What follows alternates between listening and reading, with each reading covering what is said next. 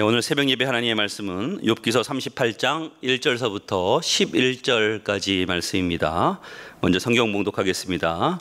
그때 여호와께서 폭풍우 가운데에서 욥에게 말씀하여 이르시되 무지한 말로 생각을 어둡게 하는 자는 누구냐?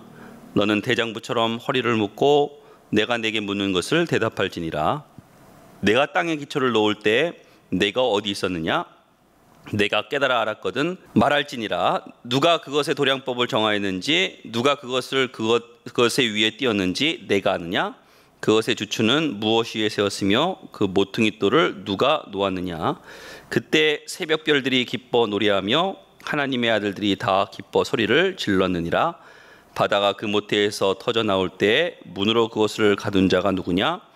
그때 내가 구름으로 그 옷을 만들고 흑암으로 그 강보를 만들고 한계를 정하여 문빗장을 지르고 이르기를 내가 여기까지 오고 더 넘어가지 못하리니 내 높은 파도가 여기서 그칠지니라 하였노라. 아멘. 오늘 새벽 예배 하나님의 말씀은 귀로만 듣던 하나님을 이제 눈으로 봅니다. 귀로만 듣던 하나님을 이제 눈으로 봅니다 라는 제목으로 말씀을 전하도록 하겠습니다. 욥기서 32장서부터 37장까지는 욥의 새 친구가 아니라 전혀 새로운 인물이 등장한다라고 얘기했습니다. 엘리후라는 사람이 등장을 합니다. 우리가 전 시간에 살펴본 것이 무엇이냐면은 이 엘리후도 어떻게요? 자신의 생각과 자신의 이론 안에 하나님을 가두려고 했었죠. 근데 우리가 배운 것이 무엇이죠? 하나님은 우리 생각 속에 가둘 수 있는 분이 아니에요. 하나님은 우리가 예측할 수 있는 분이 아니라는 거예요. 그러므로 우리가 항상 하나님 앞에 의문을 가지고 질문하는 인생이 아니라 하나님께서 우리에게 말씀하시면은 믿음으로 반응하고 순종하는 것이 중요하다. 이렇게 우리가 살펴봤습니다. 오늘 욥기 38장서부터는요, 이제 하나님이 등장을 합니다. 하나님께서 이제 말씀하시는 것이 나와 있어요. 이 38장의 내용들을 쭉 보면은 이게 내용이 무슨 내용이냐면은 내가 하나님의 섭리를 알 수 있냐라는 거예요. 이게 하나님의 전능성에 대해서 쭉 말씀하고 있어요. 그러니까 오늘 이 본문에 대해서 우리가 붙잡아야 될 것은 딱 한 가지예요. 중요한 한 가지는 무엇이냐면은 하나님을 알아야 한다라는 거예요. 이게 핵심이에요. 사실은 이것이 이 욥기 38장에만 나오는 것이 아니라 욥기서 전체에 흐르는 중요한 핵심 중에 하나예요. 하나님을 알아야 된다라는 거예요. 그래서 우리가 어디서부터 시작을 해야 되느냐? 하나님을 만나는 것에서부터 시작을 해야 돼요. 왜요? 하나님을 알기 위해서는 하나님을 만나야 되거든요. 하나님을 만나지 않고는 하나님을 알 수 없기 때문에 그렇습니다. 오늘 이 욥기서 38장 하나님께서 욥을 만나주시는 장면부터 시작해요. 오늘 1절의 말씀을 보시면 그때 여호와께서 폭풍우 가운데에서 욥에게 말씀하여 이르신대. 자, 여기 보니까 여호와께서라고 표현을 하고 있어요. 이게 좀 특이한 것이 이 욥기서 3장서부터 37장, 그러니까 뭐 욥과 욥의 새 친구들 또 엘리후 이 사람들끼리 이렇게 논쟁하고 이야기할 때는요, 여호와라는 말을 쓰지 않았어요. 엘이라는 말을 씁니다. 엘. 근데 이게 차이가 있어요. 이 엘이라는 것은 무엇이냐? 그냥 사람들이 이야기하는 하나님이에요. 관념적인 하나님이라는 거예요. 쉽게 얘기하면은 내가 체험하고 내가 만난 하나님이 아니라는 거예요. 내가 만난 하나님이 아니라는 거예요. 근데 이 욥기 38장의 시작이 무엇이죠? 여호와로부터 시작하고 있다는 거예요. 이 여호와는 무슨 뜻이냐?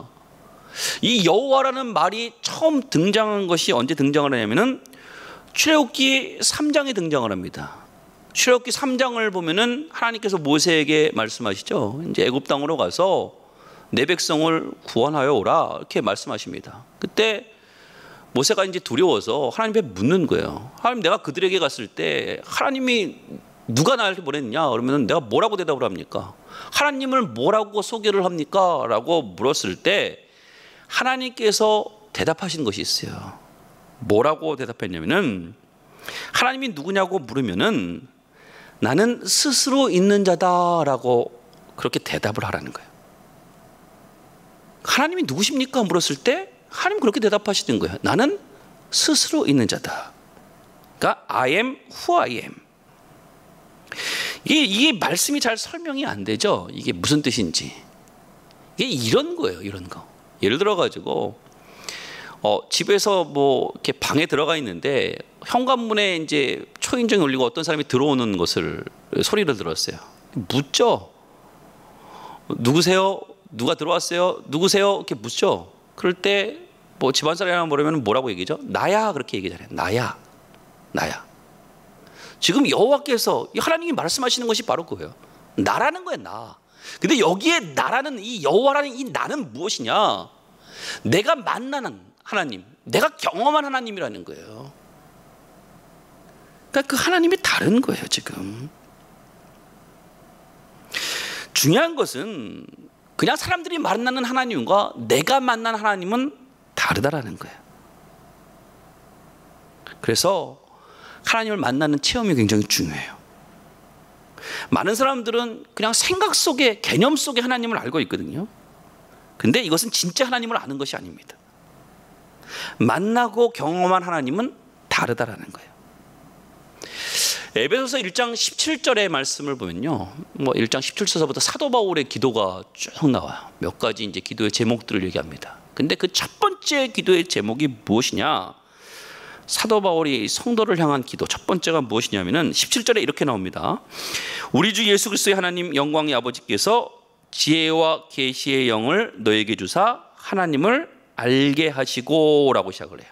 그러니까 첫 번째 사도 바울이 성도들을 위한 기도가 무엇이냐면은 하나님을 알게 해달라고 기도하고 있어요. 여기서 알게 해달라, 이 안다라는 말은요, 아까 얘기했듯이 관념적인 하나님이 아니에요. 그냥 사람들이 얘기하는 하나님이 아니라고요. 바로 뭐예요?